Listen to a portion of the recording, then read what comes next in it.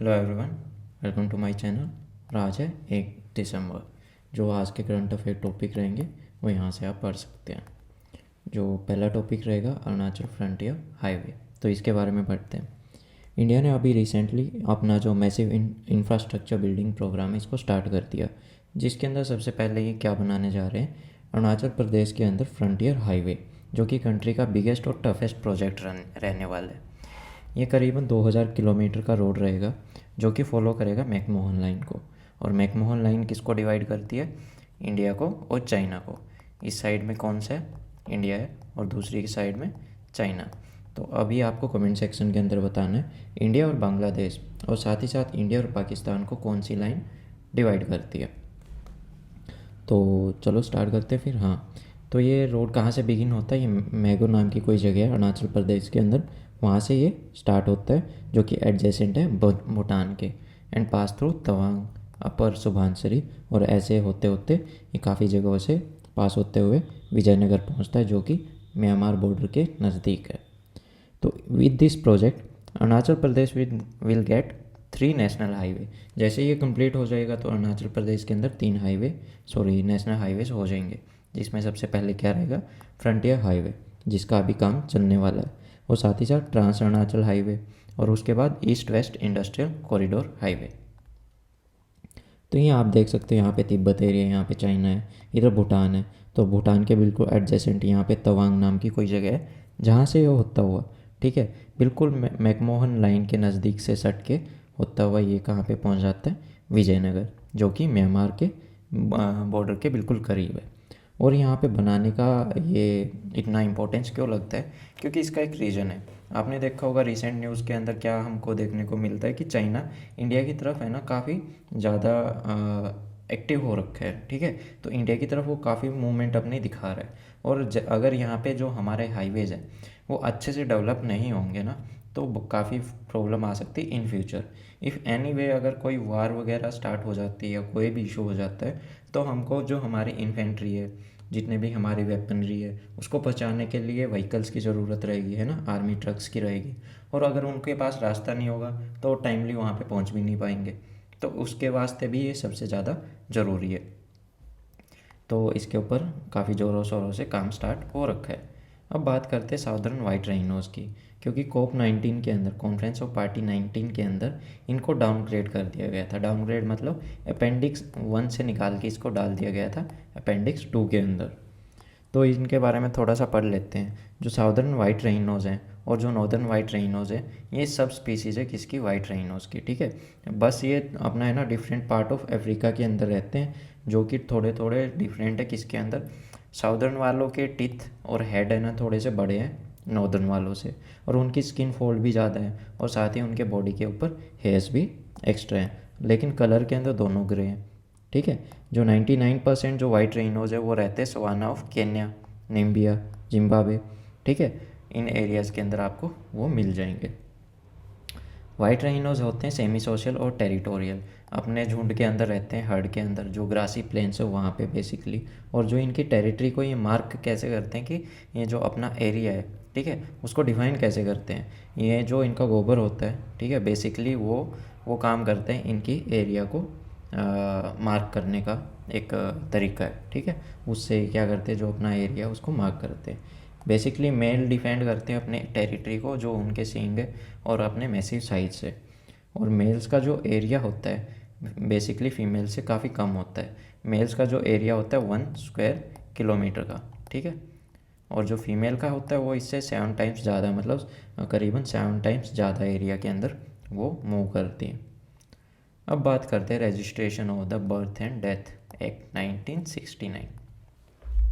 अभी क्या है ना, अभी होने वाला है इन फ्यूचर में काफ़ी लोगों को तकलीफ़, क्योंकि आधों के पास तो अपने जो बर्थ सर्टिफिकेट है वही नहीं मिलेंगे। जिनके पास मिलेंगे उनके जो बर्थ डेट है, जो बर्थ सर्टिफिकेट है उसके अंदर और जो आधार कार्ड के अंदर जो डेट है वो कभी मैच नहीं होंगी। तो काफ़ी लोगों के साथ ये इश्यूज़ हैं, और ये इश्यूज़ आगे बढ़ने वाले हैं। वो क्यों?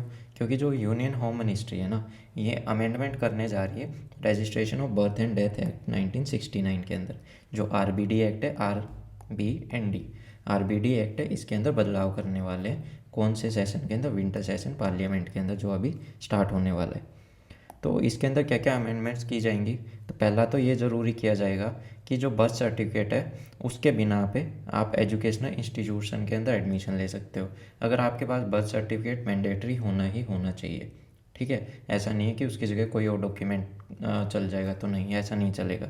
आपके पास बर्थ सर्टिफिकेट होना चाहिए एजुकेशनल इंस्टीट्यूशन के अंदर दाखिला लेने के लिए, वोटर लिस्ट के अंदर इंक्लूजन होने के लिए, किसी भी सेंट्रल और स्टेट गवर्नमेंट की जॉब को पाने के लिए, ड्राइविंग लाइसेंस के लिए और पासपोर्ट के लिए। आपसे पासपोर्ट मतलब ये सब डॉक्यूमेंट्स के वास्ते आपसे क्या मांगा जाएगा, आपका बर्थ सर्टिफिकेट। और ये मैंडेटरी रहेगा। हॉस्पिटल और जितने भी मेडिकल इंस्टीट्यूशन है ना, अगर किसी की डेथ हो जाती है तो डेथ सर्टिफिकेट हमको बना के देते हैं, तो उनको 2 कॉपी बनानी पड़ेंगी। एक तो वो हमको देंगे और दूसरी किसको जमा करवाएंगे, वहाँ का जो लोकल रजिस्ट्रार है ना उसको जमा करवाएगा। हॉस्पिटल या फिर कोई भी मेडिकल इंस्टीट्यूट होगा वो जितनी भी बर्थ की और डेथ की जितनी भी कॉपीज़ होंगी वो वहाँ पे जमा करवाएगा। According to CRS report, CRS मतलब civil registration system report, the registration level of the birth for the country, जो कंट्री के अंदर जो पहले रजिस्ट्रेशन होता था, बर्थ सर्टिफिकेट बनते थे, वो 2010 के अंदर करीबन 82% लोग बनवाते थे, 82%, जो कि 2019 तक उनकी संख्या कितनी होगी, 92%। मतलब लोगों को समझ आने लगी कि ये कितना ज़रूरी है, ठीक है। और ऐसे ही डेथ सर्टिफिकेट की बात करें तो पहले कम लोग बनवाते थे, लेकिन अब बनवाने लग गए ज़्यादा। क्यों? क्योंकि कई लोगों की पॉलिसीज़ होती है, LIC की पॉलिसी, बीमा पॉलिसी, है ना, तो वहाँ पे इस चीज़ का क्या है ना, वो डेथ सर्टिफिकेट मांगते हैं। तो इस वजह से उनकी एक मजबूरी ये भी होगी कि बनवाना पड़ेगा, वरना उनको पैसे नहीं मिलेंगे। तो क्या है ना, वो पहले 2010 तक करीबन 66.9%, 66.9% लोग बनवाते थे, और जो 2019 तक आते आते 92% हो गया। CRS एक तरह का ऑनलाइन रजिस्ट्रेशन सिस्टम है, जहाँ पे बर्थ और डेथ को वहाँ पे क्या करा जाता है, रजिस्टर किया जाता है। किसके कंट्रोल में रहता है CRS सिस्टम? ये रहता है RGI के कंट्रोल में। अब RGI कौन है? RGI है रजिस्ट्रार जनरल ऑफ इंडिया, जो कि किसके अंडर में काम करते हैं? वो काम करते हैं मिनिस्ट्री ऑफ होम अफेयर्स के अंडर में काम करते हैं। और इनका काम क्या रहेगा कि ये डेटा को मेंटेन करें, किसका? जो भी रजिस्ट्रेशन है बर्थ और डेथ का, नेशनल लेवल के ऊपर। और वो नेशनल लेवल पे क्यों कहा गया है? ताकि जो ये पॉपुलेशन रजिस्ट्रार है हम उसको भी अपडेट कर सकते हैं अगर हमारे पास सही से डेटा होगा। इलेक्टोरल रजिस्ट्रेशन को भी हम अपडेट कर सकते हैं, आधार कार्ड को भी अपडेट कर सकते हैं। मान लो अगर किसी की डेथ हो जाती है और हमारे पास डेथ सर्टिफिकेट जो डेटाबेस के अंदर है वो टाइमली पहुंच जाए, तो उस आधार कार्ड का जो है ना, जो नंबर है उसको कैंसिल किया जा सकता है, ख़त्म किया जा सकता है, ताकि उसका डुप्लीकेशन ना हो, है ना, कोई उसका मिसयूज़ ना कर सके। सेम थिंग राशन कार्ड के साथ में हो सकती है और पासपोर्ट के साथ में भी हो सकती है। तो इस वजह से जो क्राइम रेट है ना उसके अंदर भी काफ़ी कमी आ सकती है। If the amendments are implemented, the centre could use the data to update NPR। अगर अमेंडमेंट्स हो गई तो सेंटर इसी डेटा को उठा के नेशनल पॉपुलेशन रजिस्टर है उसको अपडेट कर सकता है, जो कि पहली बार 2010 के अंदर प्रिपेयर किया गया था, और उसको दोबारा से प्रिपेयर किया गया 2015 के अंदर डोर टू डोर जाके। अभी नेशनल पॉपुलेशन रजिस्टर की बात करें तो इसमें 119 करोड़ रेजिडेंट्स जो इंडियन सिटीजन्स हैं उनका डेटा शामिल है ना, under the citizenship rule of 2003। What is the registration and birth and death act 1969? तो इसके बारे में तो देखो हम बात कर ही चुके हैं। इसके अंदर क्या है, बर्थ और डेथ इंडिया के अंदर जितने भी होते हैं उनका रजिस्टर करवाना ज़रूरी है, मैंडेटरी है, जब से ये एक्ट बन के आई है, ठीक है। इसके अंदर स्टेट गवर्नमेंट की रिस्पॉन्सिबिलिटी है कि उनकी स्टेट में जितने भी बर्थ होते हैं या फिर डेथ होती है, जन्म होते हैं या मृत्यु होती है, तो उनका पंजीकरण कराना उनकी रिस्पॉन्सिबिलिटी है। स्टेट गवर्नमेंट के द्वारा ऐसी फैसिलिटी सेटअप की गई है जहाँ पे इन सब चीज़ों का रजिस्ट्रेशन भी हो और इनके रिकॉर्ड को भी रखा जाए, ठीक है। चीफ रजिस्ट्रार को अपॉइंट किया जाता है हर एक स्टेट में, जो कि एग्जीक्यूटिव अथॉरिटी उन्हीं के पास रहती है इस स्कीम को लागू करने के लिए। और जो मतलब सेंटर और इसका पूरा जो कोऑर्डिनेशन है, पूरी इम्प्लीमेंटेशन है RBD एक्ट का, ये रहता है रजिस्ट्रार जनरल ऑफ इंडिया के हाथ में, उन्हीं के अंडर में ये पूरी एक्ट काम करती है। अब बात करते हैं धमा दीपा इंटरनेशनल बुद्धिस्ट यूनिवर्सिटी के बारे में, जो कि कहाँ पे, साउदर्न त्रिपुरा इंडिया के अंदर। तो ये पहली ऐसी यूनिवर्सिटी बनने वाली है। इसका क्या है ना, अभी जो फाउंडेशन स्टोन रखा गया 29 नवंबर 2022 को, ठीक है। ये पहली इंडिया की पहली बुद्धिस्ट रन यूनिवर्सिटी बनेगी, जिसके अंदर जो बुद्धिज़्म से रिलेटेड जितने भी कोर्सेज जो एजुकेशन है वो प्रोवाइड की जाएगी। बुद्धिज़्म की शुरुआत इंडिया के अंदर 2600 साल पहले हुई थी। इस रिलीजन के अंदर बताया जाता है टीचिंग्स और जो लाइफ एक्सपीरियंसेस हैं श्री सिद्धार्थ गौतम यानी कि गौतम बुद्ध, उनके जीवन से रिलेटेड जितने भी जो भी एक्सपीरियंसेस हैं उनके, जो भी उनकी टीचिंग्स हैं उनको पढ़ाया जाता है। तो जो मेन टीचिंग है बुद्धिज़्म की वो किस कॉन्सेप्ट के ऊपर बेस्ड है, वो 4 नोबल ट्रूथ्स और जो 8 फोल्ड पाथ है यानी कि अष्टांगी का मार्ग, उसके ऊपर पूरी इनकी जितनी भी टीचिंग है वो बेस्ड है। तो 4 नोबल ट्रूथ्स यानी कि सफरिंग मतलब दुख, ठीक है, is the essence of the world. हर एक सफरिंग का एक कारण होता है, ठीक है, समुदय। फिर सफरिंग कुड बी एक्सटिंग्विश्ड, ख़त्म की जा सकती है, निरोधा। It can be achieved by following the अथंगा मार्ग। जो 8 फोल्ड पाथवे है उसको अगर आपने फॉलो कर लिया तो शायद से आपको क्या कहते हैं, क्या मिल जाएगा, अटेन कर सकते हो एनलाइटमेंट को या फिर निर्वाणा को, ठीक है। और ऊपर से बुद्धिज़्म के अंदर कोई भी सुप्रीम गॉड नहीं होता। तो जो 8 फोल्ड पाथवे उसके अंदर क्या है, राइट व्यू होना चाहिए आपका, इंटेंशन आपकी अच्छी होनी चाहिए, स्पीच आपकी उचित होनी चाहिए, आपके एक्शन अच्छे रहने चाहिए जो आप काम करते हो, और जो आपकी लाइवलीहुड है वो सही होनी चाहिए, आपका सोचने का तरीका अच्छा होना चाहिए, ठीक है, आपके एफर्ट्स पॉजिटिव होने चाहिए और कंसंट्रेशन अच्छे से कंसंट्रेट करना आना चाहिए। और जो बुद्धिस्ट काउंसिल है उसके बारे में पढ़ लेते हैं। जो स्कूल है बुद्धिज़्म के, उसके अंदर पहले क्या है, महायाना यानी कि आइडल वर्शिप के बारे में बताया जाता है, हिनयाना, त्रवदा, वज्रयाना जिसके अंदर तांत्रिक बुद्धिज़्म के बारे में पढ़ाया जाता है। फिर क्या है, जैन। और बुद्धिस्ट टेक्स्ट की बात करें यानी कि तिपिताका, इसके बारे में बात करते हैं, जिसके अंदर पढ़ाया जाएगा सबसे पहले किसके बारे में, विनय पिटका, जो बताता है मोनेस्टिक लाइफ कैसी होती है, कौन से रूल एप्लीकेबल होते हैं। उसके बाद सुत्ता पिटका जो कि मेन टीचिंग होती है। उसके बाद अभिधम्म पिटका जिसके अंदर फिलोसफिकल एनालाइज किया जाता है और जो सिस्टमेटाइजेशन होता है टीचिंग का उसके बारे में बताया जाता है।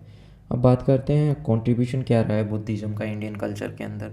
तो सबसे बड़ा कंट्रीब्यूशन तो अहिंसा का। अहिंसा मतलब आपको हिंसा के रास्ते पे नहीं जाना है, जो कि किसका कॉन्सेप्ट भी था, महात्मा गांधी जी का। उसी की वजह से अंग्रेज़ों की हालत उन्होंने काफ़ी टाइट कर दी थी, बुरी कह सकते हो। दूसरा, यहाँ पे आर्ट एंड आर्किटेक्चर के अंदर भी इंडिया के अंदर काफ़ी बड़ा कंट्रीब्यूशन रहा है। आपने देखा होगा सांची के अंदर स्तूपा हैं, भरतहूट है, गया के अंदर भी है। तो इस तरह के वंडरफुल पीस ऑफ आर्किटेक्चर है इंडिया के अंदर, जो कि किससे रिलेटेड है, बुद्धिज़्म से रिलेटेड है, ठीक है। It promoted education through residential universities. सोच सकते हो उस टाइम पे रेजिडेंशियल यूनिवर्सिटीज़ थी जहाँ पे बुद्धिज़्म के बारे में बताया जाता था, लाइक तक्षशिला होगी, नालंदा होगी, विक्रमशिला होगी। और यहाँ पे पाली लैंग्वेज के बारे में भी पढ़ाया जाता था, और बाकी जितनी भी लोकल लैंग्वेज हैं वहाँ पे भी बुद्धिज़्म के बारे में पढ़ाया जाता था। It also promoted the spread of Indian culture. Indian cultures का भी स्प्रेड हुआ है डिफरेंट पार्ट ऑफ एशिया के अंदर। कैसे दिखाता हूँ, इंडिया से देखो साउदर्न इंडिया के अंदर गया, यहाँ से फिर श्रीलंका, फिर सुमात्रा और जावा आइलैंड्स, इधर को फिर बर्मा। जो ये बुद्धिज़्म का कल्चर है ना कैसे फैलता गया है ना।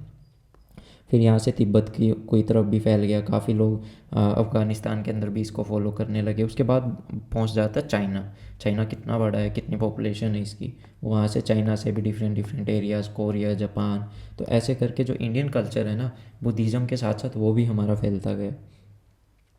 अब बात करते हैं यूनेस्को की वर्ल्ड हेरिटेज साइट्स, जो कि किससे रिलेटेड है, बुद्धिज़्म से रिलेटेड हैं। तो उसके अंदर सबसे पहले आती है नालंदा बिहार की जो आर्कियोलॉजिकल साइट है, नालंदा महावीरा, जो कि कहाँ पे, बिहार में। फिर बुद्धिज़्म मोनूमेंट जो कि सांची में स्तूप है मध्य प्रदेश के अंदर। फिर महाबोधि टेम्पल कॉम्प्लेक्स जो कि बोध गया बिहार के अंदर है। और जो लास्ट है अजंता केव औरंगाबाद, जो कि महाराष्ट्र के अंदर है। और जो लास्ट है बुद्धिज़्म चैंटिंग ऑफ लद्दाख, जहाँ पे बुद्धिस्ट के जो चैंट किया जाता है वहाँ पे लद्दाख के अंदर, जो खुद इंक्लूड है किसके अंदर, यूनेस्को की representative list of humanities intangible cultural heritage site के अंदर में, जो कि कब ऐड किया गया था, 2012 के अंदर। तो ये थी आज की क्लास। बताइएगा प्लीज़ कैसी लगी। तो अगर अच्छी लगी हो तो लाइक कीजिएगा और चैनल को सब्सक्राइब कीजिएगा। अपने दोस्तों के साथ में शेयर भी कर सकते हैं। इस पूरी क्लास की PDF आपको कहाँ पे मिल जाएगी, मेरे टेलीग्राम पेज पे, जिसका लिंक आपको डिस्क्रिप्शन में मिल जाएगा। So thank you, have a nice day.